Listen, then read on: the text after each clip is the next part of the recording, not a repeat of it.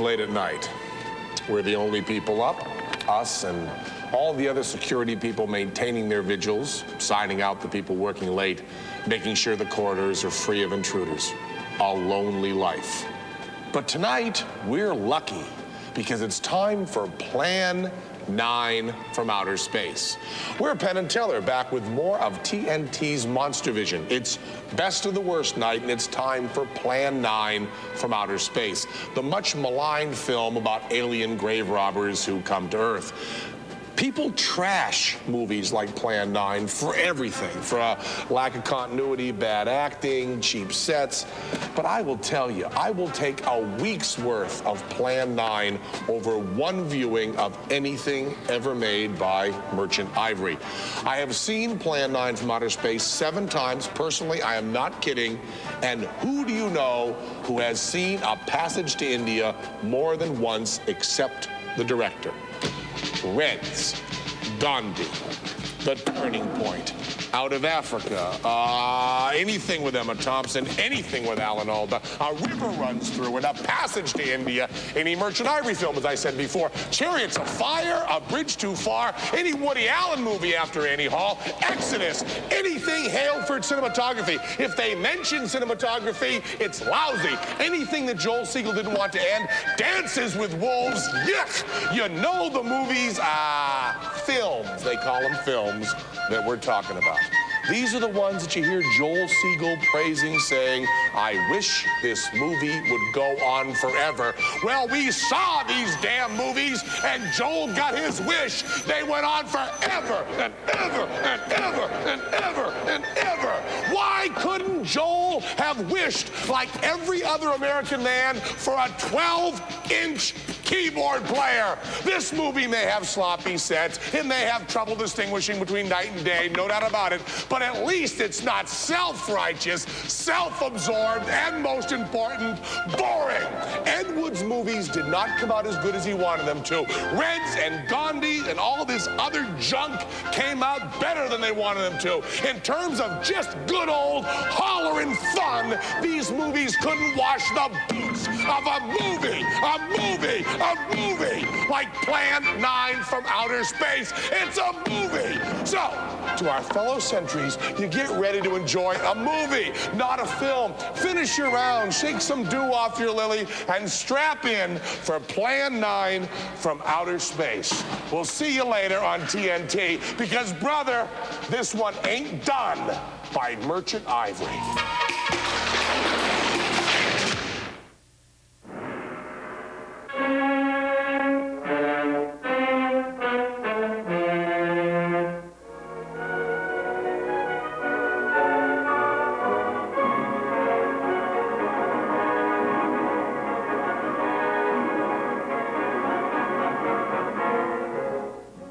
Greetings, my friends. We are all interested in the future, for that is where you and I are going to spend the rest of our lives. And remember, my friends, future events such as these will affect you in the future.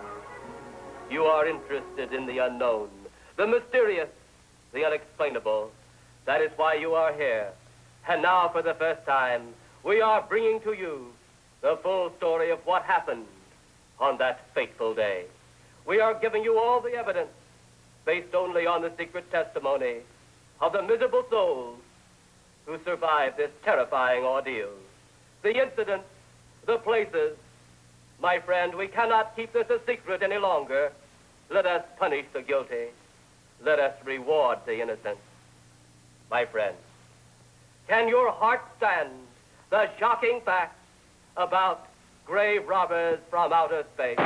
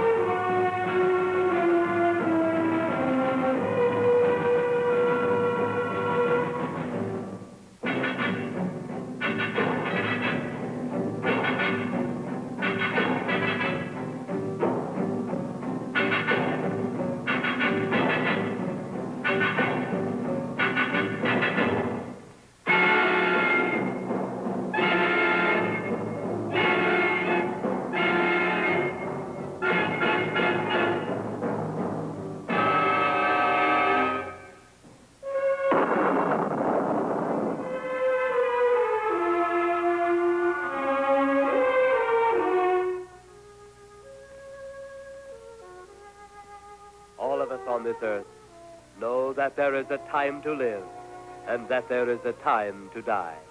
Yet death is always a shock to those left behind. It is even more of a shock when death, the proud brother, comes suddenly without warning. Just at sundown, a small group gathered in silent prayer around the newly opened grave of the beloved wife of an elderly man. Sundown of the day, yet also the sundown of the old man's heart. For the shadows of grief clouded his very reason.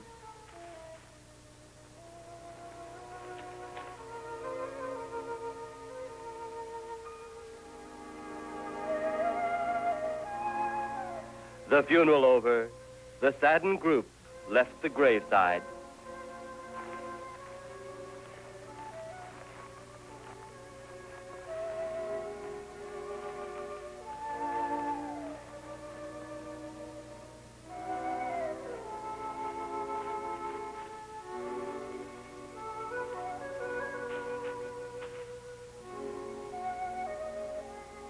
It was when the gravediggers started their task that strange things began to take place. 15-4. Yep, right on schedule. There's the old San Fernando Valley out there now. You better radio in for landing instructions, Danny. Right, Jeff. Burbank Tower, this is American Flight 812. Over. Wouldn't surprise me any if he's asleep this time of the morning. American Flight 812, this is Burbank Tower. If I were asleep, you'd never get on the ground. In your case, maybe I ought to leave you up there for good. Over. You got me that time, Max. This is American Flight 812 requesting...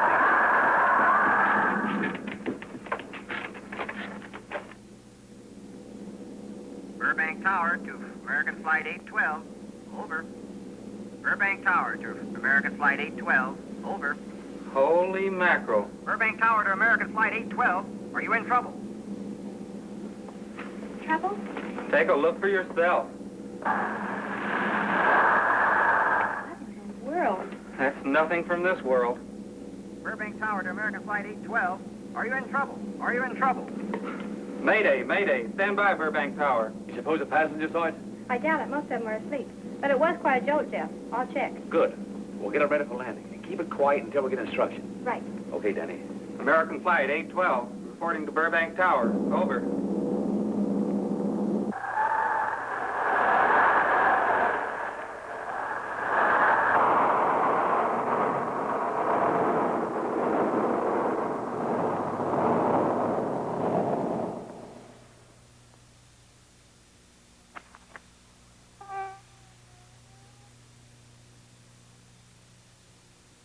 Did you hear anything?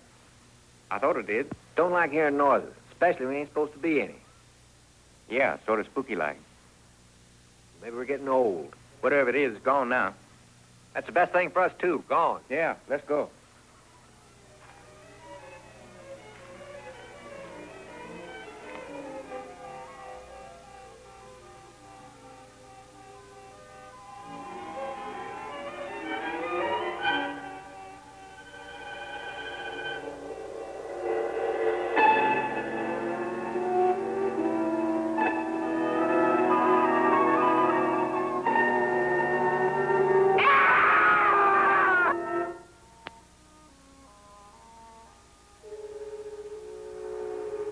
The grief of his wife's death became greater and greater agony.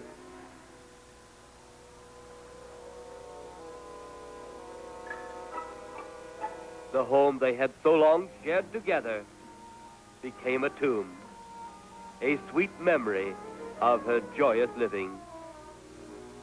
The sky to which she had once looked was now only a covering for her dead body.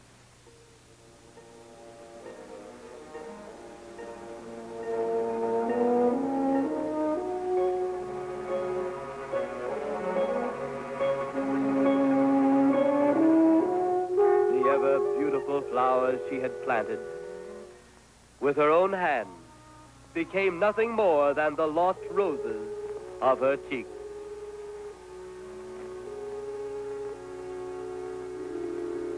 Confused by his great loss, the old man left that home, never to return again.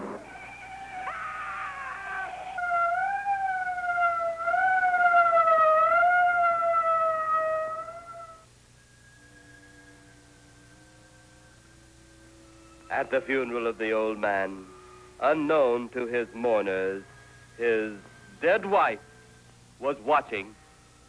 First his wife, then he. Tragic. Tell me something. Why was his wife buried in the ground and he sealed in a crypt? Something to do with family tradition, a superstition of some sort. Oh, Well, it's getting dark. Let's be on our way.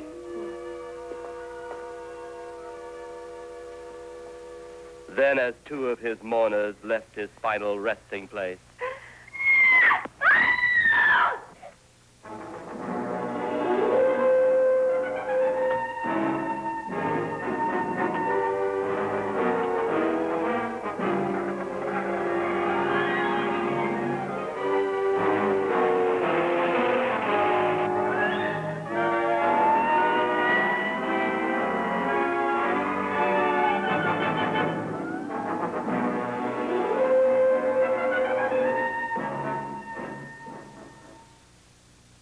minutes later, the police, led by Inspector Daniel Clay, arrived at the scene. Who found them? The man and girl Medical examiner been around yet? just left. The morgue wagon ought to be along most any time. You get their statement? Yeah, much as we could. They're pretty scared. Finding a mess like this ought to make anyone frightened. Have one of the boys take the guy and the girl back to town. You take charge. Okay, Inspector. What are you going to do? Look around a little. Pretty dark out there. Once you get beyond the range of those lights, you won't be able to see your hand in front of your face. I will get one of the flashlights from the patrol car. Hey, be careful, Clay. I'm a big boy now, Johnny.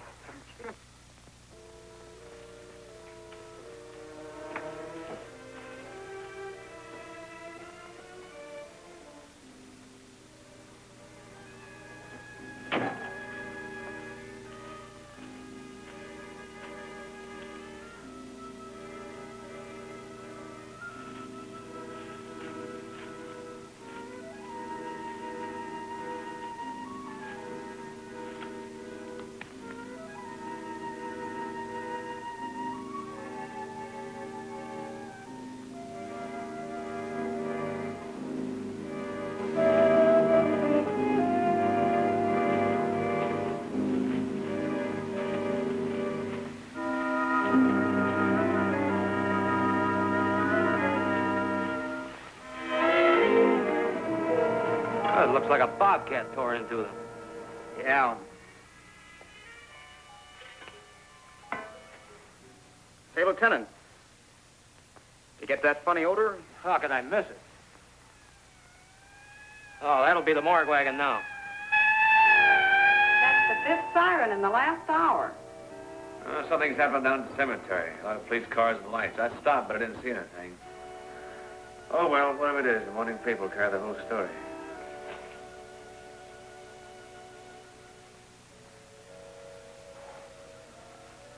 You seem to still be up there somewhere. Maybe I am. I don't think I've ever seen you in this mood before. I guess it's because I've never been in this mood before.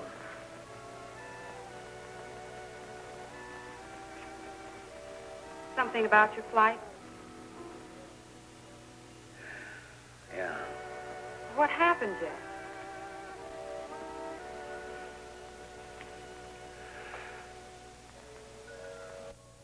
I saw a flying saucer.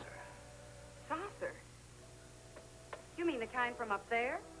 Yeah, its counterpart. It was shaped like a huge cigar. Dan and Edith saw it, too.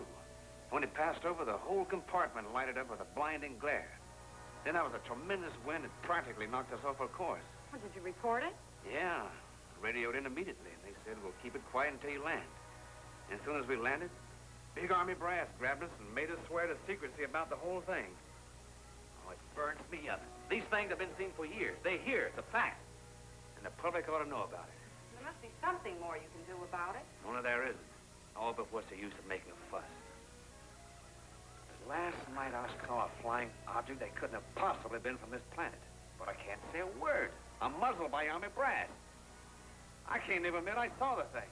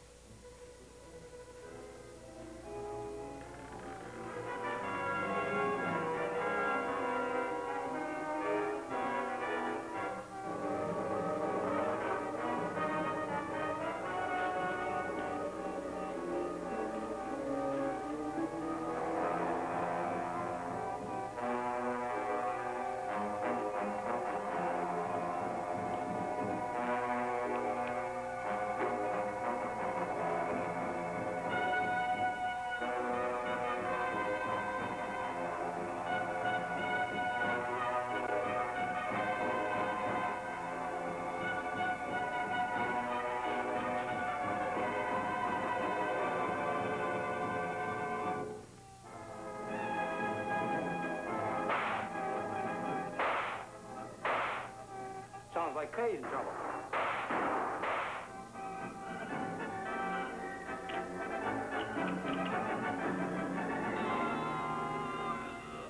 Bet that apparition we saw had something to do with it. Come on.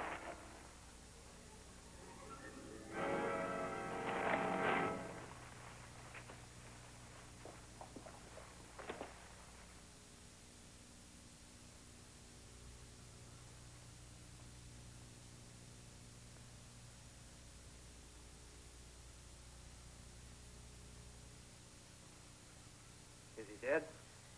Yeah. He's messed up as bad as those two back there. Suppose that saucer or whatever it was had something to do with this? Your guess is as good as mine, Larry. One thing's sure. Inspector Clay's dead. Murdered. And somebody's responsible. You're in charge now, Lieutenant. Yeah, yes I am. Sheldon? Yes, sir? You back up the car and get on the radio. Tell the coroner he's got to make another trip out here. Well, how about the lab boys? Who do you think we left back up the car? Boy Scout? Come on,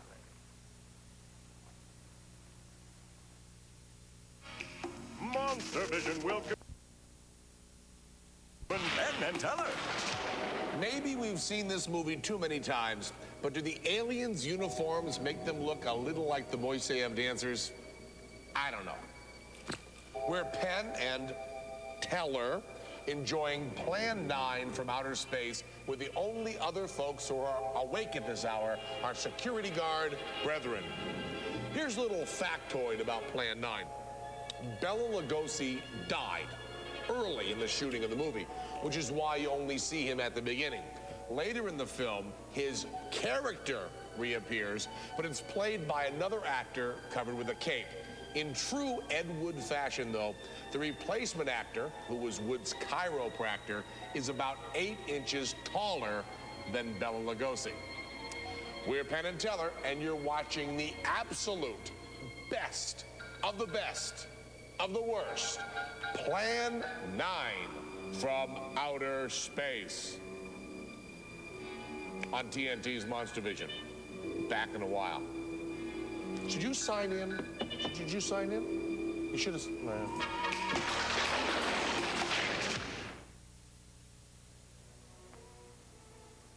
Greater love hath no man than to lay down his life for another.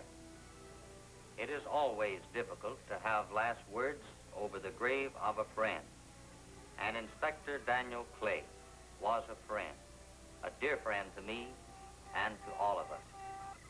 The bell has rung upon his great career. Now we lay him to rest. A rest well-deserved, but so premature.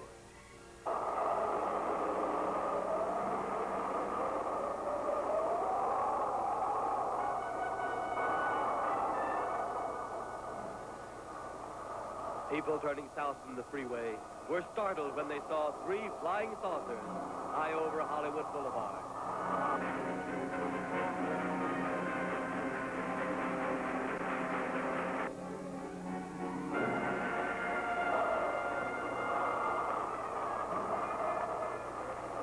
A woman, startled by the sight in the sky, telephones the police.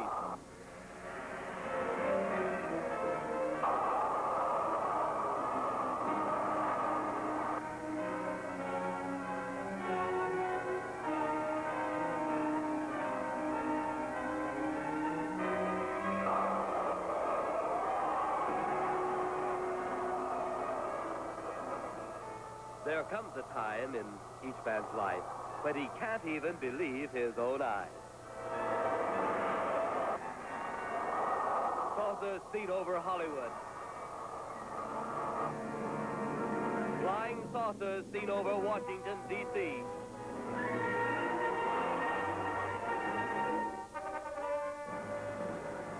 The Army convoy moved into the field.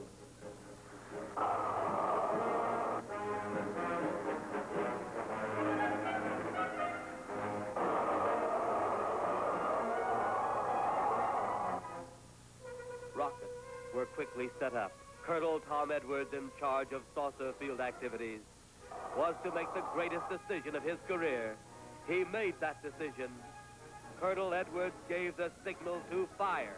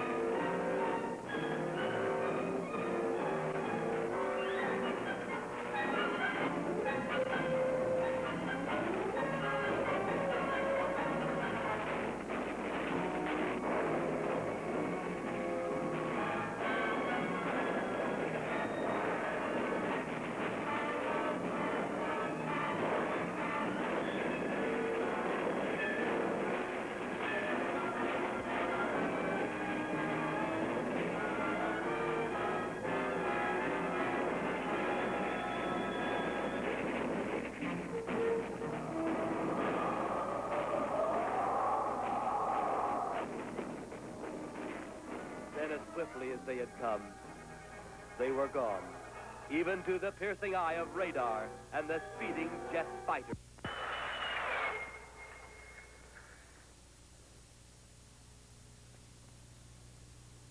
Quite a sight, wasn't it, sir? A sight I'd rather not be seeing. Are you worried about them, sir? Well, they must have a reason for their visits. Visits? Well, that would indicate visitors. Big gun's the usual way of welcoming visitors. We haven't always fired at them. Oh? For a time, we tried to contact them by radio, but no response. Then they attacked a town. A small town, I'll admit, but nevertheless a town of people. People who died. I never heard about that, sir. Well, it was covered up by the higher echelon. Take any fire, any earthquake, any major disaster, then wonder. Flying saucers, Captain, are still a rumor. Officially. Looks like we beat them off again, sir. What do they want? Where are they from? Where are they going? They, sir? Who? Well, this is a training maneuver, sir. We only did a little practice firing at the clouds. Yeah. I wonder what their next move will be.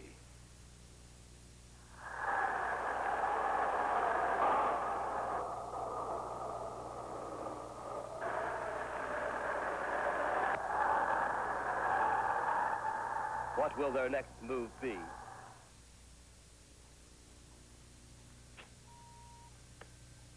Your space commander has returned from Earth. Send him in.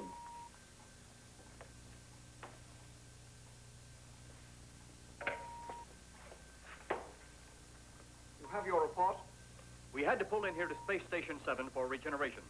We're returning to the planet Earth immediately thereafter. What progress has been made? We contacted government officials.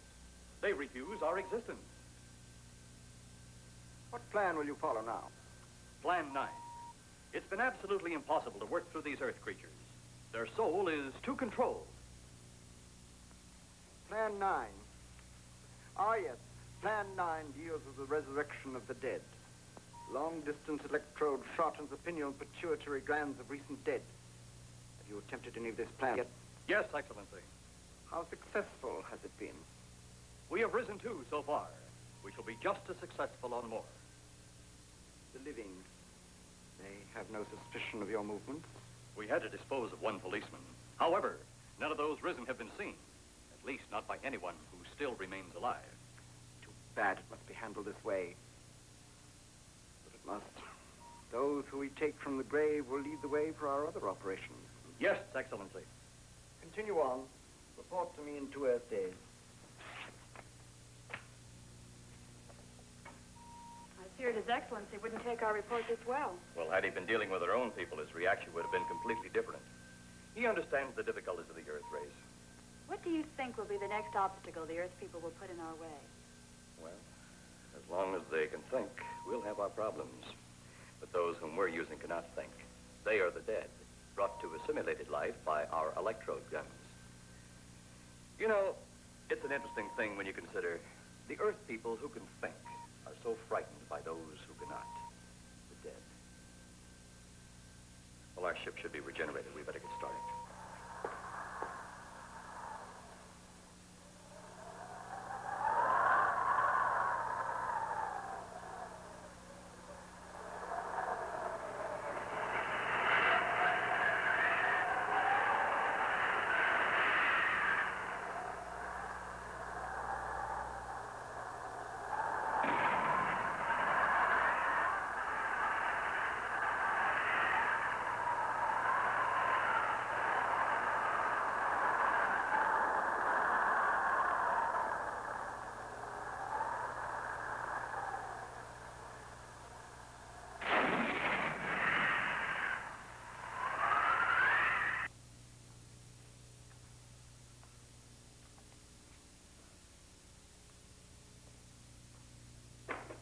I still think you ought to go in town and stay with your mother until I get back.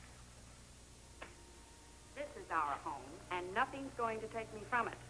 Besides, most men try and keep their wives from going home to Mama. That's not the point. That's all the point there's going to be. Now, toddle off and fly your flying machine, darling. But if you see any more flying saucers, will you tell them to pick another house to buzz? Be careful. Don't worry about me. Oh, you're the only thing I do worry about. Oh, forget about the flying saucers. They're up there. But there's something in that cemetery. And that's too close for comfort.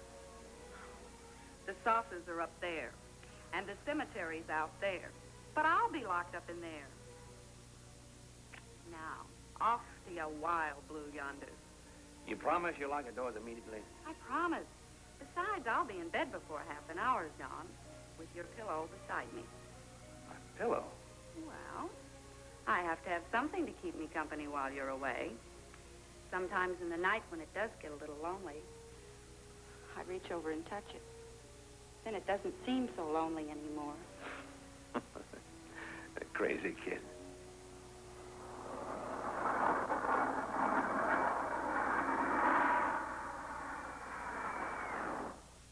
I do love you, darling.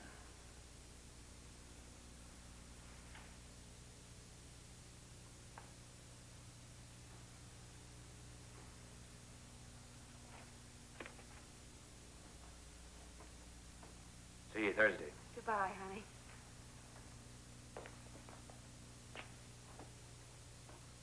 You know I'm not leaving here until you're locked safely inside. All right, darling.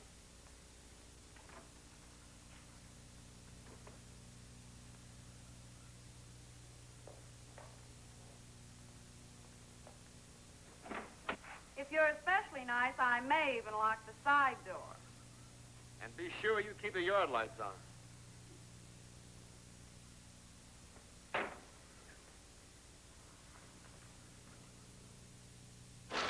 You think this movie's bad? Well, wait till you get a load of the Monster coming up next. And next Saturday, TNT's Night Watchman, Penn and Teller boldly take you on a guided tour of Monsterama. This is MonsterVision, a simple television experiment gone completely berserk.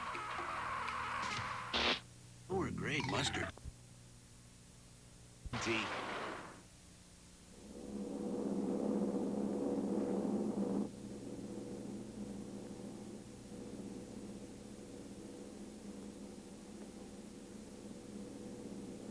You're mighty silent this trip, Jeff. Hmm? You haven't spoken 10 words since takeoff. I guess I'm preoccupied, Danny. We've got 33 passengers back there that have time to be preoccupied. Flying this flybird doesn't give you that opportunity. I guess you're right, Danny. Paula, Yeah. there's nothing wrong between you two. Oh, no, nothing like that. It's just that I'm worried, she being there alone and those strange things flying over the house and those incidents in the graveyard these past few days. It's just got me worried. Well, maybe they haven't figured out those crazy skybirds yet, but I give you 50 to 1 odds the police have cleared up that cemetery thing by now. I hope so. If you're really that worried, Jeff, why don't you radio in and find out? Max should be on duty at the field by now. He could call Paul and relay the message to you. Hi, Edie. Hi, Silent. I haven't heard a word from this end of the plane since we left the field. I've just been giving himself and me a study in silence. The boys aren't feuding. No, Edie, nothing like that. Hey, Edie, how about you and me balling it up in Albuquerque? Albuquerque, have you read that flight schedule, boy? What about it? We land in Albuquerque at 4 a.m. That's strictly a 9 o'clock town. Well, I know a friend that'll help us. Let's have the problem first. Huh, Danny? Oh, he's worried about Paula. I read about that cemetery business. I tried to get you kids not to buy too near one of those things. We get there soon enough as it is. He thought it'd be quiet and peaceful there. No doubt about that. It's quite all right, like a tomb. I'm sorry, Jeff. That was a bad joke. Say, I almost forgot what I came in here for. How's the coffee situation? That's for me. It sure wouldn't hurt a thing, Edie. Okay, be right back. And say, Jeff, make that call to Max. Nah, not only she throw cold water on my Albuquerque clam, but now she's repeating herself. How about that Albuquerque ball? I can't resist your charm, Danny boy.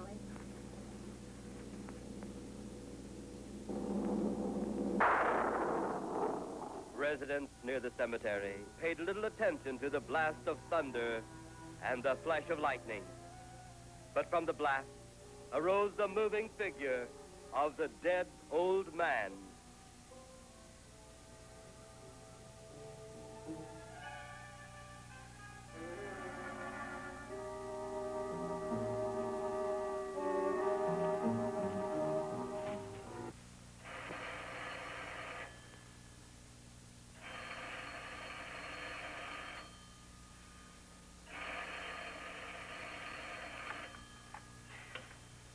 Hello?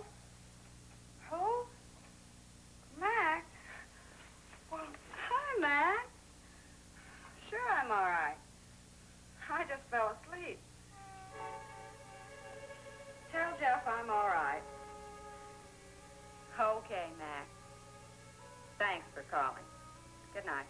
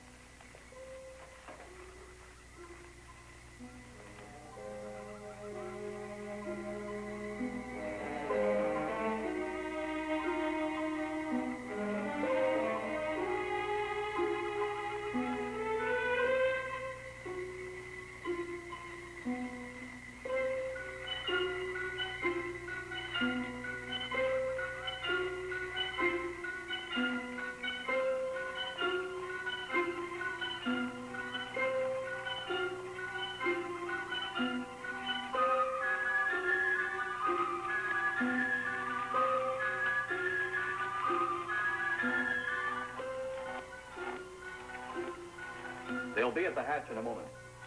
You can open it now, Tanner.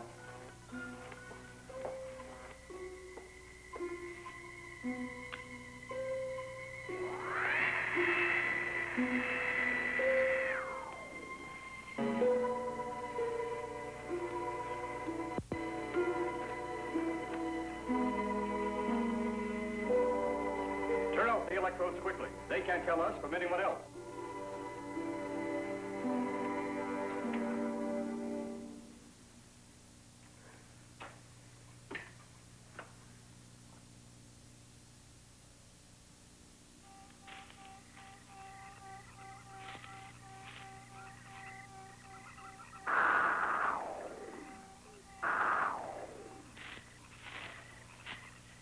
It's tough to find something when you don't know what you're looking for. I don't think the lieutenant does either. Then what are we doing out here? I was off duty an hour ago. Oh, don't ask me any questions. I'm just a hard hand just like you.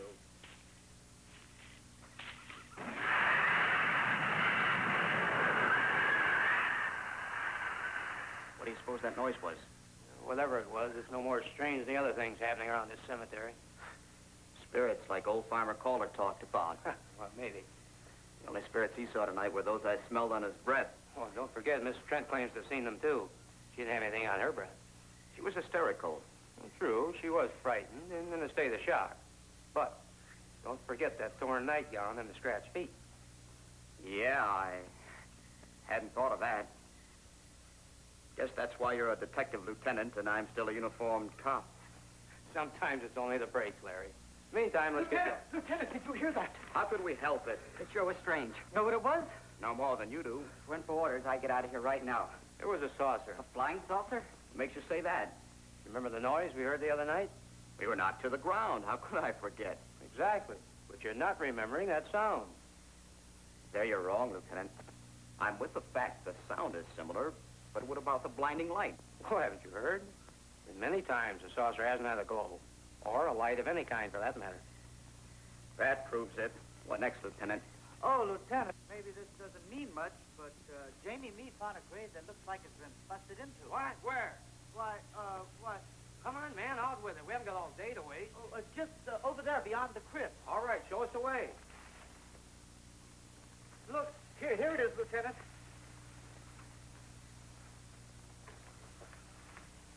It's been broken into, all right. Strange. If someone had broken in, the dirt should be piled up here somewhere. It looks like it's fallen into the grave. Larry, you'll be out of that uniform before you know it. Do we have the right to look down there, Lieutenant? Technically, no. No? Well, this spot looks familiar, though. Yeah, we shouldn't investigate any further without the permission of next of kin. Let's go get it. How? I see what you mean. The gravestone's down there. Well, let's go down and find out whose grave it is. How? By going down and finding out. Are you sure you mean that, Lieutenant? If I didn't mean it, I wouldn't have said it. Scared? Well, why do I get hooked up with these spook details? Monsters, graves, bodies. Oh, all right.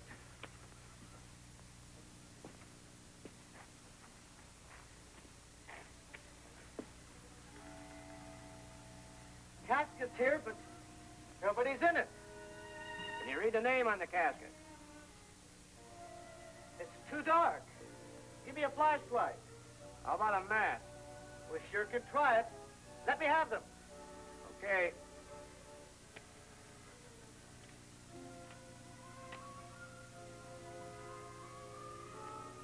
Inspector Clay's grave. But he ain't in it. MonsterVision will continue in a moment. Movies ever assembled. All next Saturday night on TNT. If you're getting bored with your hair, you should try Topsy Tail, the incredible hair fashion tool that creates exciting new hairstyles in seconds. It's so easy. If you can make a ponytail, you can Topsy Tail. Simply place the Topsy Tail in the center of the ponytail, thread hair through the loop, and pull for a beautiful new look. And with the same basic steps, you can create dozens of dazzling styles for every occasion in no time. It's all right here in the Glamour Guide. Topsy Tail works on any hair type. Kids love Topsy Tail too. School time, playtime, anytime. It's even great for shoulder-length hair. Now for less than the cost of one visit to the hair salon, you can order Topsy Tail, complete with Glamour Guide for just $12.95. Order now. now and we'll also send you secrets to French braiding. Create a whole new look and a whole new you. Order Topsy Tail today. Credit card users, call toll-free 1-800-421-2000. Sorry, no CODs. Or send just $12.95 plus $3.50 shipping and handling to the address on your screen. Credit card users, call now. 1-800-421-2000. Land 9 from outer space now continues with TNT's Night Watchman, Penn and Teller. We are Penn and Teller, and you are watching TNT's Best of the Worst Night on MonsterVision. Teller's hottest line tonight comes from Billy the Kid versus Dracula. Uncle Dracula has heard about the town's female doctor and wants to talk to her, so he asks, where do I find this backwoods female pill slinger? More howlers like that one coming up on Best of the Worst. Don't forget to join us next Saturday's MonsterVision special, Monsterama.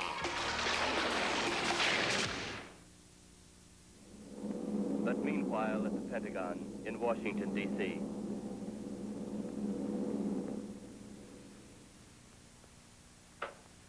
Right, G2. Come in. Yes, of course.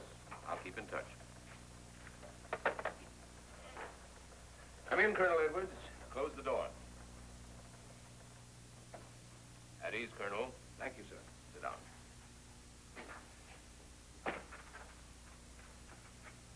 I understand, Colonel, you've been on tap for many of our saucer attacks.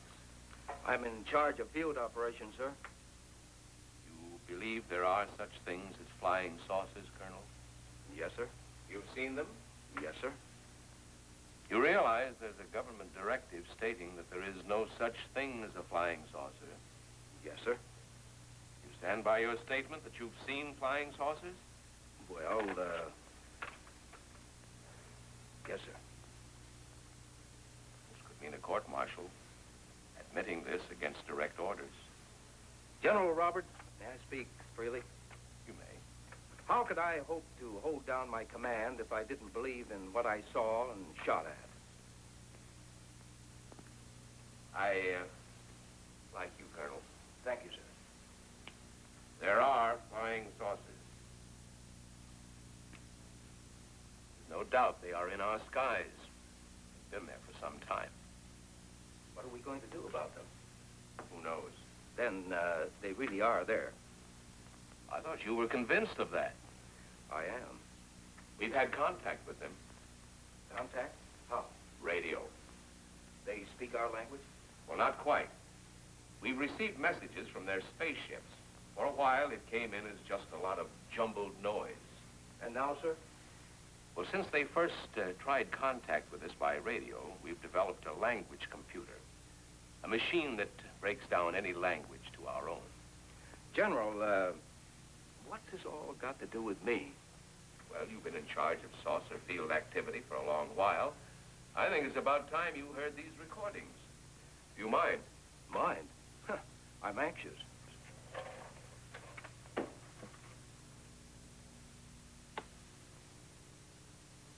This is Eros, a space soldier from a planet of your galaxy. I fully realize our language differences. However, I also know you finally have perfected the dictoroboter, or as you on Earth call it, the language computer. So you can now understand that which I speak. Since the beginning of your time, we have been far beyond your planet. It has taken you centuries to even grasp what we developed eons of your years ago. Do you still believe it impossible we exist? You didn't actually think you were the only inhabited planet in the universe. How can any race be so stupid? Permit me to set your mind at ease. We do not want to conquer your planet, only save it. We could have destroyed it long ago if that had been our aim. Our principal purpose is friendly. I admit we have had to take certain means which you might refer to as criminal. That is because of your big guns, which have destroyed some of our representatives. If you persist in denying us our language, then we must only accept that you do not want us on friendly terms. We then have no alternative but to destroy you before you destroy us. With your ancient, juvenile minds, you have developed explosives too fast for your minds to conceive what you are doing. You are on the verge of destroying the entire universe. We are a part of that universe. This is our last.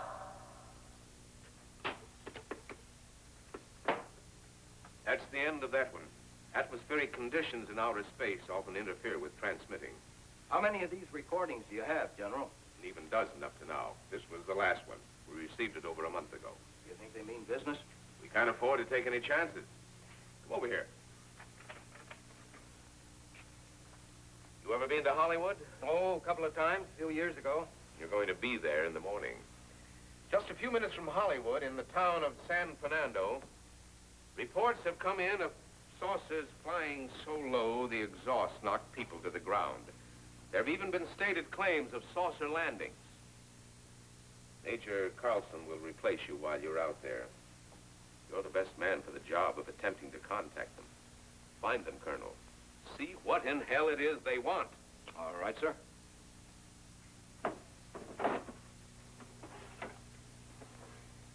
These are confidential reports, Colonel. Read them over carefully on the plane.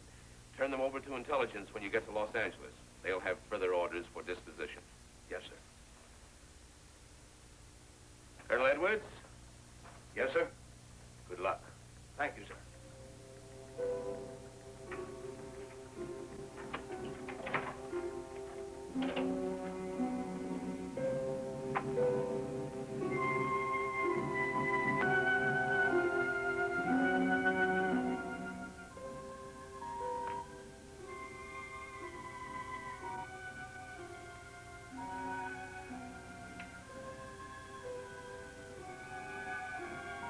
We are ready to report, Excellency. You are many days late. It was unavoidable. We tried to transmit via televisor, but atmospheric conditions made transmission impossible. You should have transmitted as soon as conditions permitted. I thought time was of the essence.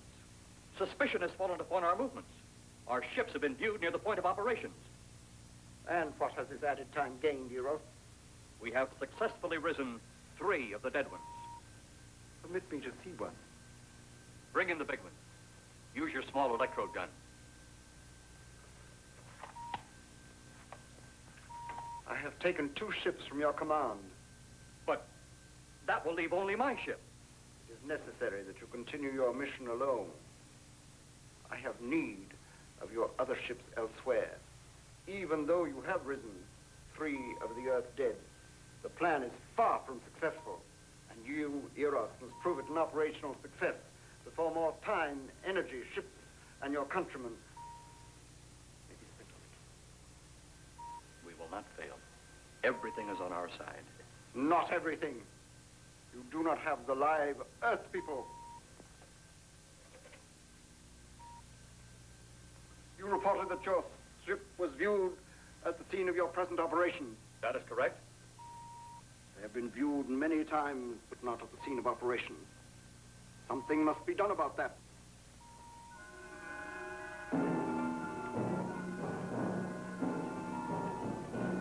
Stop him, Tanner. He's close enough. Turn off your electrode gun. No! No! Stop him, Tanner! I can't get it. It's jammed. Stop him, you fool! Drop the gun to the floor, Tanner. The metal will break contact.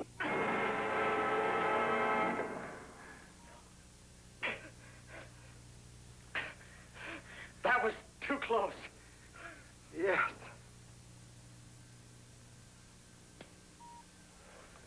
Bring the giant here that I may get a better look at him.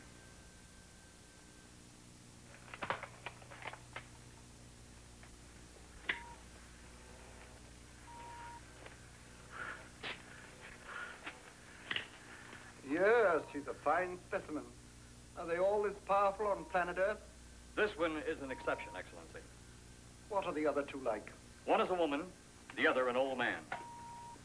An old man, you say? Yes, Excellency. This gives me a plan.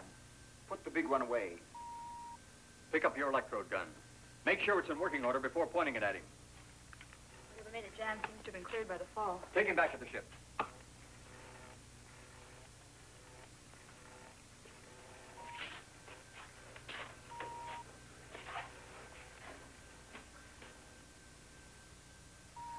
The old one must be sacrificed. Re-land on Earth. Send the old one to enter a dwelling. Then cut the electrokinetic and turn on your ship's decomposure ray. The result will astound those watching. Astound them enough to delay their intention until you have gained your other recruits from the cemetery. Yes, Excellency. It'll be done. Report to me when this has been accomplished.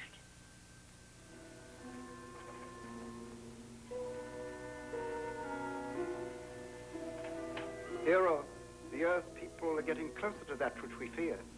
Since they will not listen or respect our existence, they cannot help but believe our powers when they see their own dead walking around again, brought about by our advancement and such things. As soon as you have enough of the dead recruits, march them on the capitals of the Earth. Let nothing stand in your way. Their own dead will be used to make them accept our existence and believe in that fact.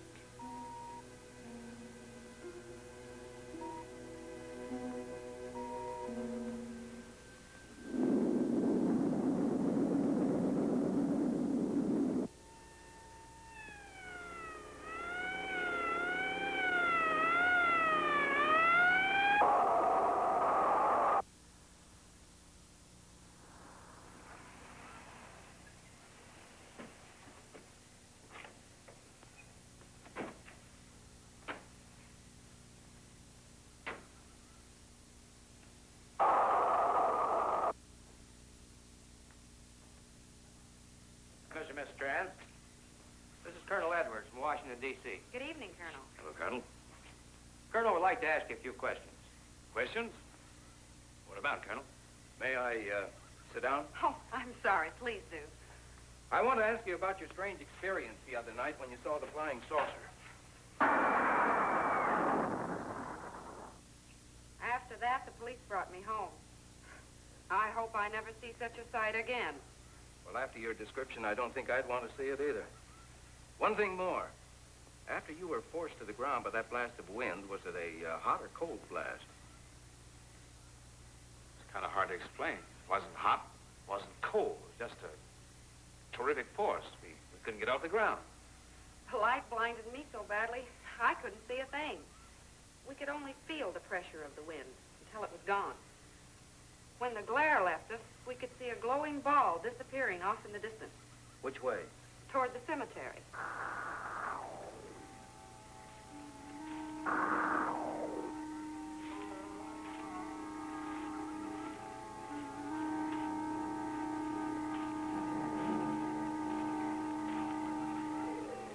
This is the most fantastic story I've ever heard. And every word of it's true, too. That's the fantastic part of it. Colonel, we found a lot of suspicious things out in that cemetery. Then again, didn't find anything to base a fact or suspicion on. Hey, do you hear anything?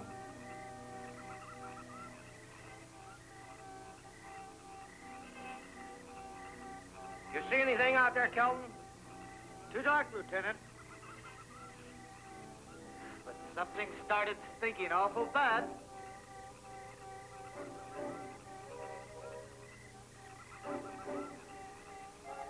There's something out there.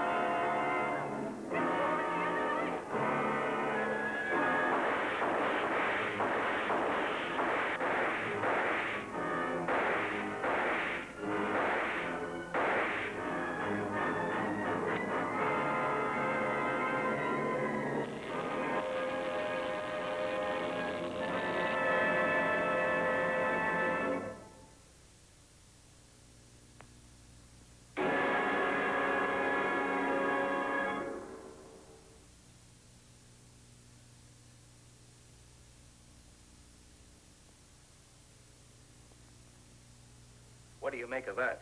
You got me. Didn't look that way a minute ago. What about your man? Oh, the excitement, I forgot all about Kelton.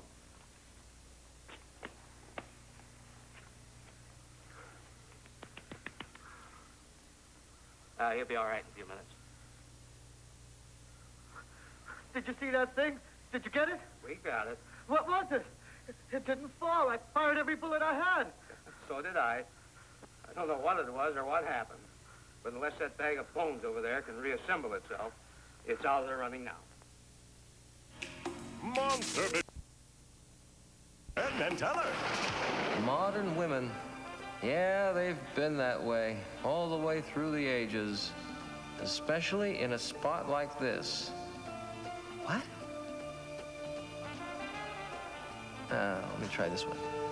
How could I hope to hold down my command if I didn't believe what I saw and shot at? Wow. The saucers are up there, and the cemetery is out there.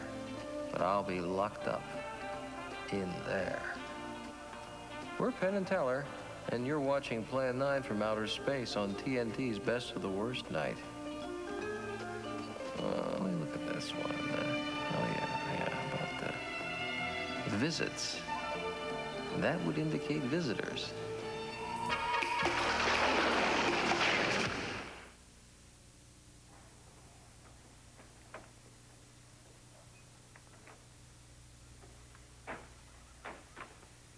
Colonel, I've been out here so often, you think I've taken a lease on this place. Not a long lease, I hope. Oh, I see what you mean. But you know, I can't help but feel the answer's out here somewhere. Is the girl safe? Mrs. Trent, you better stay with the car. Stay here alone? Not on your life. Modern women. Yeah, they've been that way all down through the ages, especially in a spot like this. Calvin. Yes, sir. Stay with Mrs. Trent. All right, Lieutenant. Now, you stay close to the officer, honey. I'd feel safer with you. Now, the lieutenant knows best. Well, I don't like it, but I guess there isn't much I can do about it.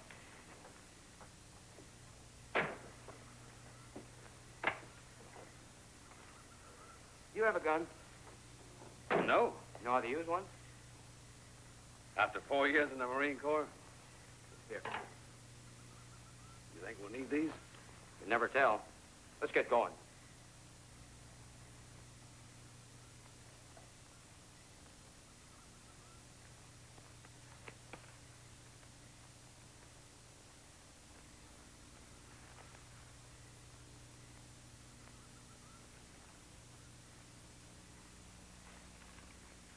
Would expect to find out here.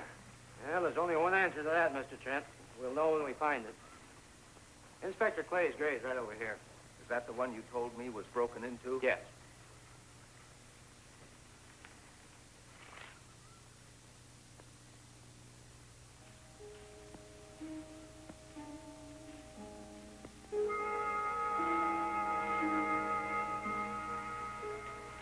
This is? Yeah. Looks to me like someone had broken out instead of in. I figured that, but that's impossible. I wonder. Look, Colonel, some things just can't happen. Yeah, well, after that apparition that was draped across Mr. Trent's patio, I would say we should keep our minds open to anything. Look, Colonel, I'm a policeman. I've got to deal in facts. But I guess I'll have to go along with you. You know, I'll bet my badge right now we haven't seen the last of those weirdies. They'll discover our ship soon. You going to let them find us? It's the only way. These are the same men who have been so close so often. They must be halted before they can inform others about us. But there were others in the car. They'll be taken too. Send a big one for the girl and the policeman. I'll turn on the dictorobatary so we may converse with them.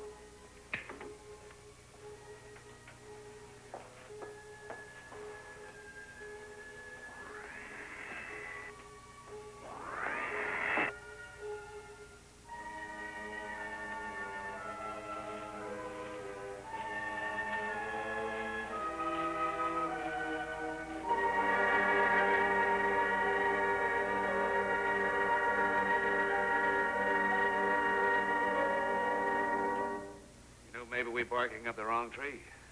One thing a policeman learns, Mr. Trent, is patience.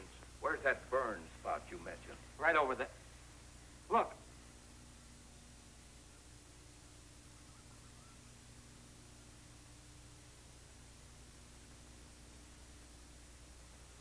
We'll investigate, but move carefully.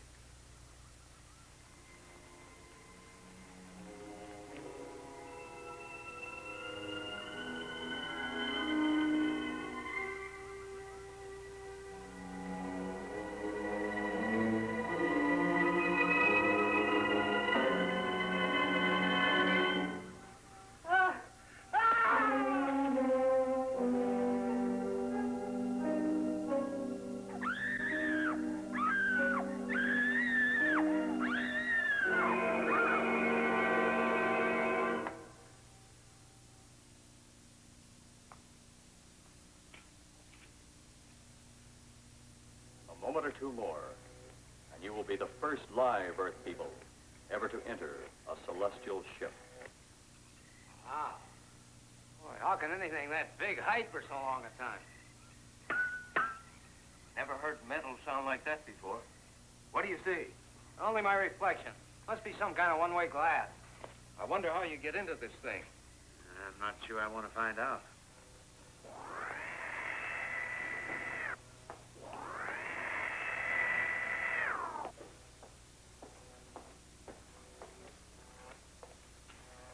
They're just outside.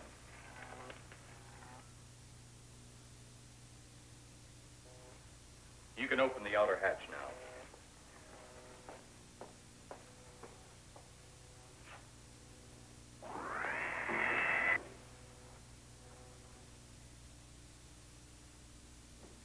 Look out!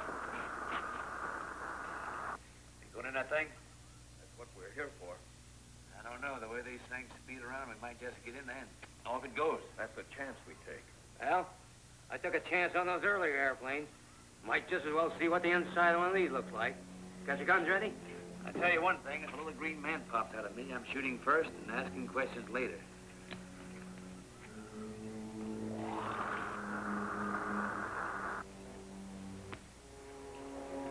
We're in the outer chamber now. Arrows, do we have to kill them? Yes. Seems such a waste. Well, wouldn't it be better to kill a few now than, with their meddling, permit them to destroy the entire universe? You're always right, Arrow. Of course. But those are not my words. Those are the words of the ruler.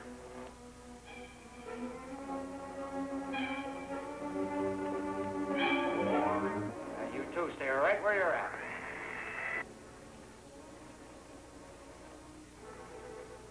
We will do as you command. For the moment. No for the moment about it. You just do as I tell you.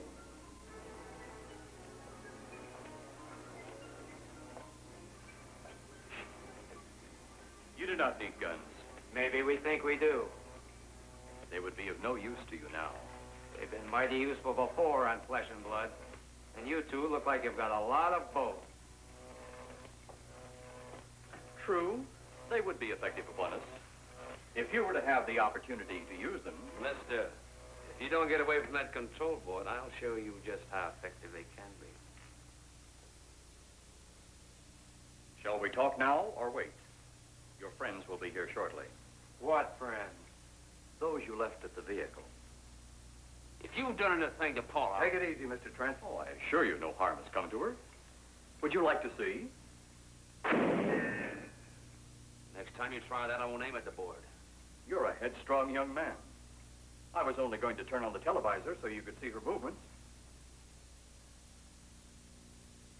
Go ahead, my friend, but move very carefully.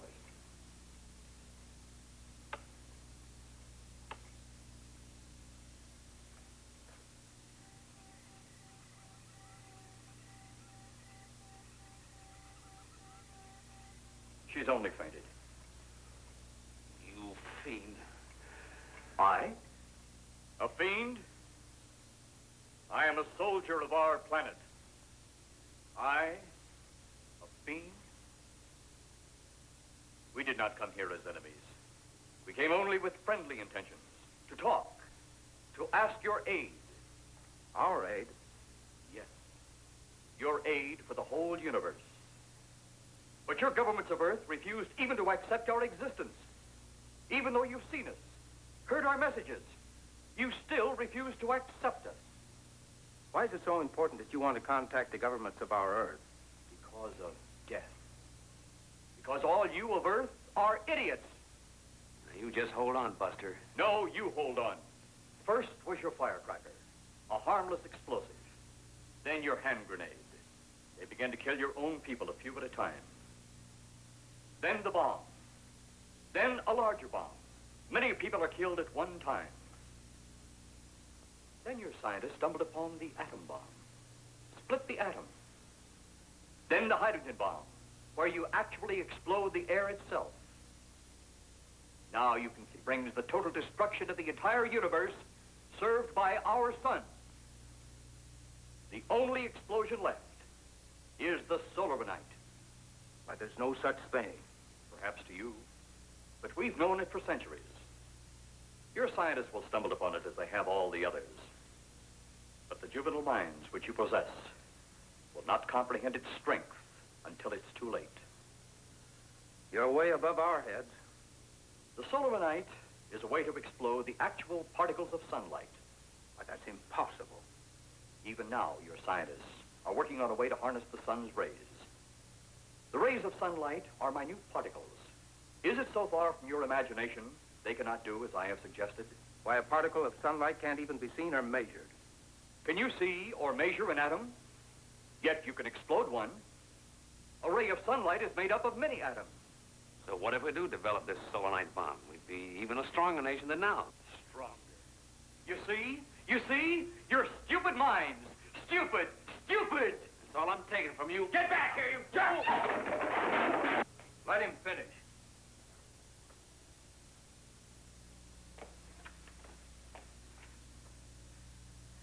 It's because of men like you that all must be destroyed. Headstrong. Violent. No use of the mind God gave you. You talk of God? You also think it impossible that we, too, might think of God?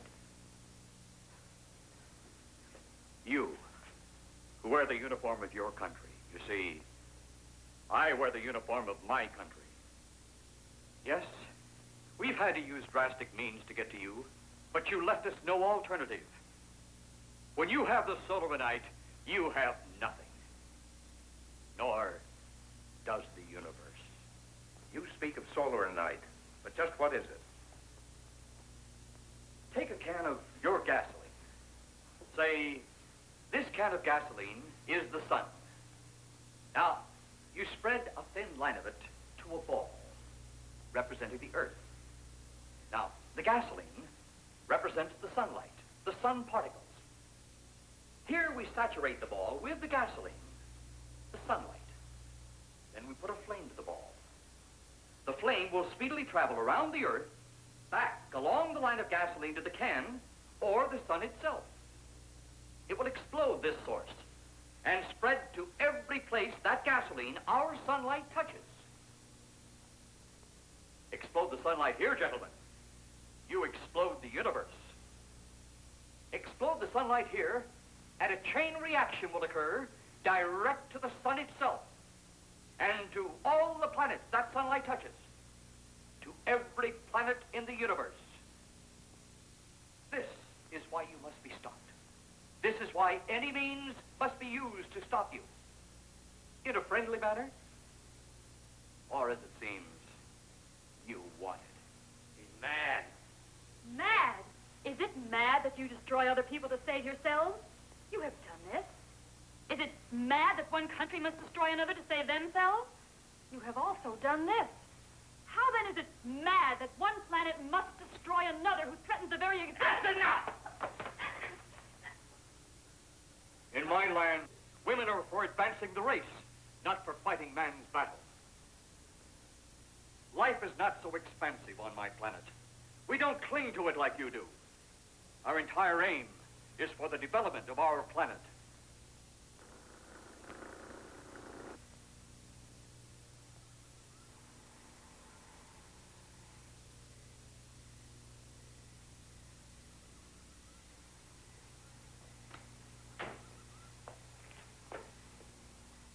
happened to you? How come you're all alone? I asked for lots of help. You sounded drunk or something on the radio. I didn't see it with my own eyes. I'd never believe it. Believe what? It was horrible. And he almost broke my shoulder. Look, what are you trying to say? If you don't make sense, we'll never get to the bottom of this. Now, who slugged you? Inspector Clay. What? It was Clay, all right. Only not like we remembered him. Well, his leg was busted into, wasn't it? Next, you'll tell me you saw skeletons. We did, earlier. Now I know you're off your rocker. All of us saw it. The lieutenant, the colonel, everybody. Where's the lieutenant now? We've got to find him. Mrs. Trent is gone. I was left here to guard her. But Clay showed up and put me out of the running. And the second time tonight, and I'm getting darn tired of it. Which way were they going? Off that way. Come on.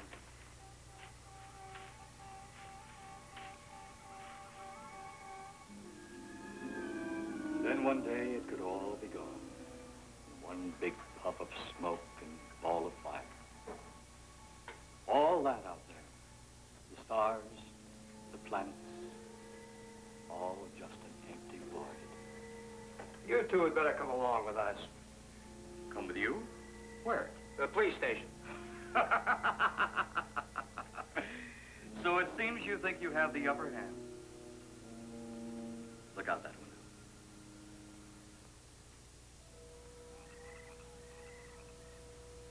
Jeff.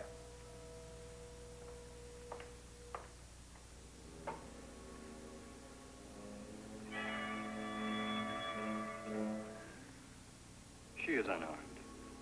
But he would kill in seconds if I so choose.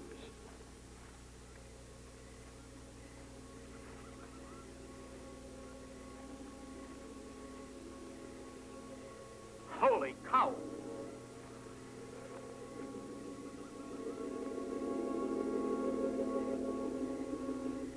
Look there.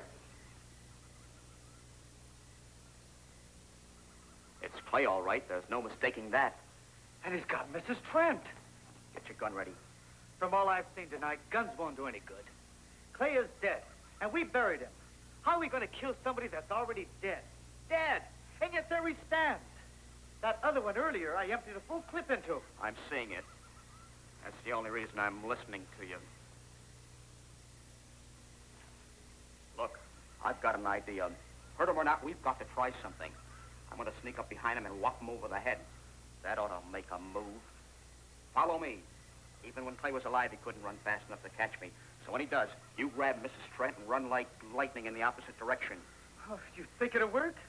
Know of anything else to try?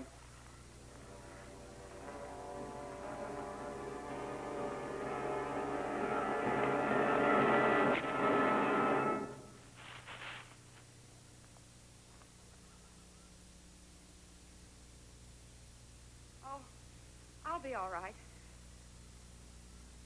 Take care of the others. Your men have felled the big one.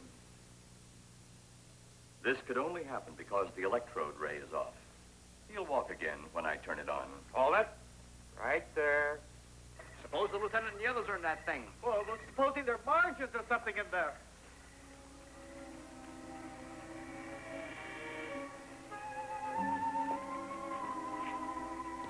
Come on, let's go. Open up in there. Open up. Get that door open. Colonel, I wouldn't know one switch from another.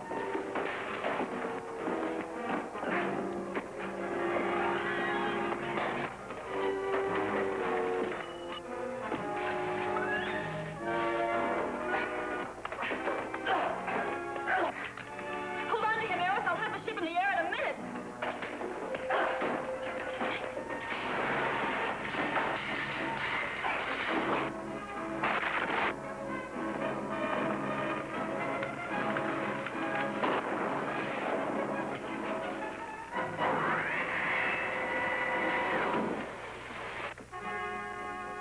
Get out of here, Jeff. The ship's on fire.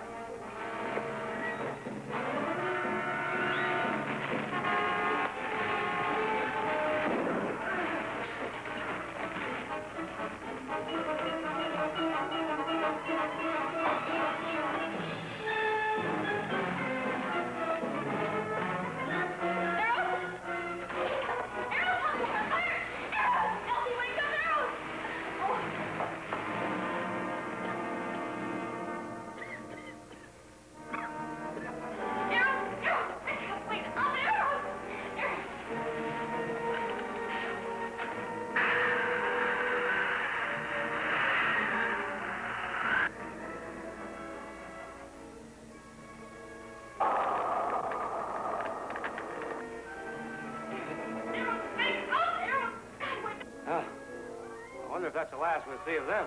Perhaps. But sooner or later, there'll be others. Look!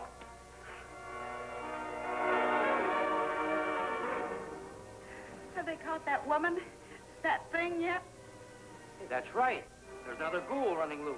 And it's my guess that she'll look like him. With the ship and the ray gun gone, they have no control. We gotta hand it to them, though. They're far ahead of us.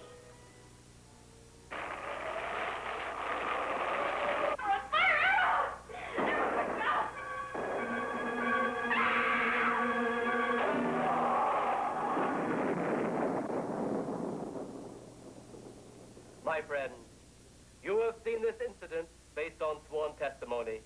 Can you prove that it didn't happen? Perhaps on your way home, someone will pass you in the dark, and you will never know it, for they will be from outer space. Many scientists believe that another world is watching us this moment. We once laughed at the horseless carriage, the airplane, the telephone, the electric light, vitamins, radio, and even television. And now some of us laugh at outer space.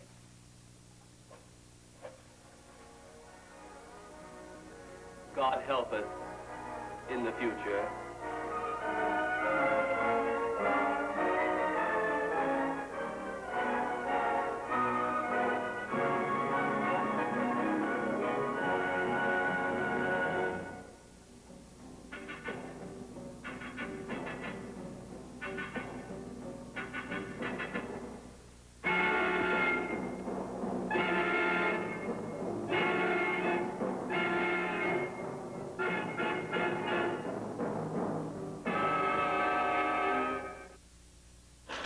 You think this movie's bad? Well, wait.